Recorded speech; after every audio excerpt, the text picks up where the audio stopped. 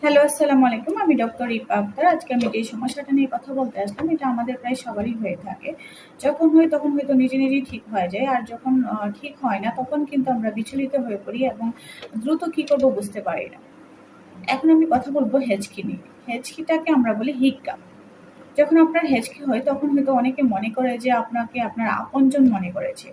আসলে সত্যিকার অর্থে আপনাকে আপনার আপনজন মনে করে না। আমাদের শ্বাস-প্রশ্বাসের সাথে জড়িত যে মাংসপর্দা থাকে, যেটাকে আমরা বলি ডায়াফ্রামের ইরিটেশনের জন্যই কিন্তু এই হেঁচকির সমস্যাটা হয়ে থাকে। এটা মূলত একটি মানসিক সমস্যা। তখন যদি আপনার মনটাকে অন্যদিকে সরিয়ে নেওয়া যায়, তখন কিন্তু এই সমস্যাটা ঠিক হয়ে যেতে পারে। অনেক সময় গ্রামেগঞ্জে মায়েরা বলে যে, "এই তুই তো আজকে এটা চুরি করেছিস।" তখন কিন্তু সে সাথেই টেনশনে পড়ে যায় এবং সে ভাবতে থাকে, "আমি তো এটা চুরি করিনি, তাহলে আমাকে কেন বলা হলো?"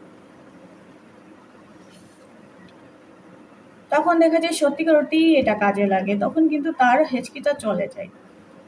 এই কথার অর্থ হলো তাকে অন্য একটি বিষয়ে মনোযোগী করে দেয়া। তাছাড়াও আপনারা ঠান্ডা পানি খেতে পারেন, অল্প পরিমাণ চিনি খেতে পারেন। তারপরে সমস্যা ঠিক না হলে আপনারা জোরে শ্বাস নিয়ে ধরে রাখলে কিন্তু এই সমস্যাটা ঠিক হয়ে যেতে পারে। তারপরেও যদি না যায় তাহলে কিন্তু আপনারা কিছু অ্যাসিডিটির ওষুধ পাওয়া যায় এবং বমি নিরোধনের কিছু ট্যাবলেট পাওয়া যায়, যেমন ডম্পিরিডন, এগুলো খেতে পারেন। এগুলো খেলে ঠিক হয়ে যেতে পারে। অনেক সময় আমরা বলি যে সে যদি একটা পলিথিনের ব্যাগে মুখ ঢুকিয়ে শ্বাস নেয় এবং সেই বাতাস আবার গ্রহণ করে, তখন কিন্তু তার এই সমস্যাটা ঠিক হয়ে যেতে পারে। তবে কারো প্রায় এই সমস্যাটা হয়ে থাকে।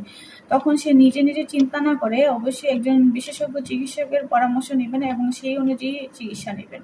আশা করি আপনারা সবাই ভালো থাকবেন, সুস্থ থাকবেন। আল্লাহ হাফেজ।